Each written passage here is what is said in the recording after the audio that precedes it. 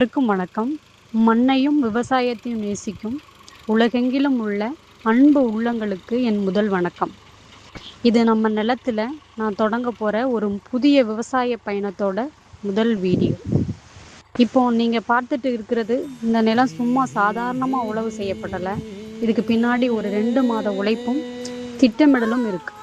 இந்த நிலத்துல நாம எப்படி வாழை விவசாயம் செய்ய நிலத்தை தயார் செஞ்சோம் அப்படிங்கிற முழு கதையும் இந்த வீடியோ. இந்த 1 ஏக்கர் நிலத்துல நாங்க மக்காச்சோளம் பயிரிட்டு இருந்தோம். மக்காச்சோளம் அறுவடை செஞ்சு முடிச்சதும் நிலத்தை அப்படியே விட்டுறாம மண்ணோட வளத்தையும் கூட்ட முதல்ல சட்டி கலப்பைய வச்சு நல்லா வெட்டிட்டோம். அதுக்கப்புறம் மண் நல்லா காஞ்சு காத்தோட்டம் ஆகிறதுக்காக அப்படியே 2 மாசம் நிலத்தை நல்லா ஆற போட்டிருந்தோம்.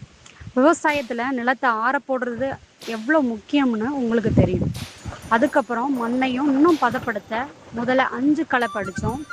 மண் நல்லா பொலன்னு ஆனதும் குறுக்க மறுக்க குறுக்கலப்பை அடித்து கட்டிகள் எல்லாத்தையும் உடைக்க ரொட்டேட்டர். எந்த ஒரு நல்ல காரியத்தையும் இறை வழிபாட்டோடு தொடங்குறது தான் நம்ம மரபு. அதுபோல் நாங்களும் நம்ம நிலத்தில் மனசார பூஜை செஞ்சு நல்ல நேரத்தில் வாழைக்கன்றுகளை நடவு செய்ய ஆரம்பித்தோம். இந்த 1 ஏக்கர் நிலத்தில் மொத்தம் 1000 கன்றுகள் நட்டிருக்கோம். அதில் 500 செவ்வாழை கன்றுகளும் இன்னும் 500 நேந்திரங்கன்றுகளும். செவ்வாழையும் நேந்திரமும் நம்ம மண்ணுக்கு ஏற்ற நல்ல லாபம் தரக்கூடிய ரகமான ஒரு வாழைக்கன்றுகள். வாழை விவசாயத்தில் முக்கியமானதுனாலே நீர்ப்பாசனம். தண்ணீர் அதிகமாக அதற்கு பாய்ச்சணும். அதுக்காக நம்ம பாரம்பரிய முறையை தவிர்த்து நவீன தொழில்நுட்பமான ரெயின் ஹோஸ் பாசன முறையை அமைச்சிருக்கோம். இது மூலமாக தண்ணியும் மிச்சமாகும், வாழைக்கன்றுகளுக்கு தேவையான ஈரப்பதம் சீராக கிடைக்கும். முதல்ல உழவு இருந்து கன்று நடுறது வரைக்கும் நாங்கள் பட்ட உழைப்பு இந்த வீடியோவில். உலகம் முழுவதும் இருக்கிற நீங்கள் எல்லாரும் கொடுக்குற ஆதரவு தான் என்னோட அடுத்தடுத்த வீடியோக்களுக்கு பெரிய பலமாக இருக்கும்.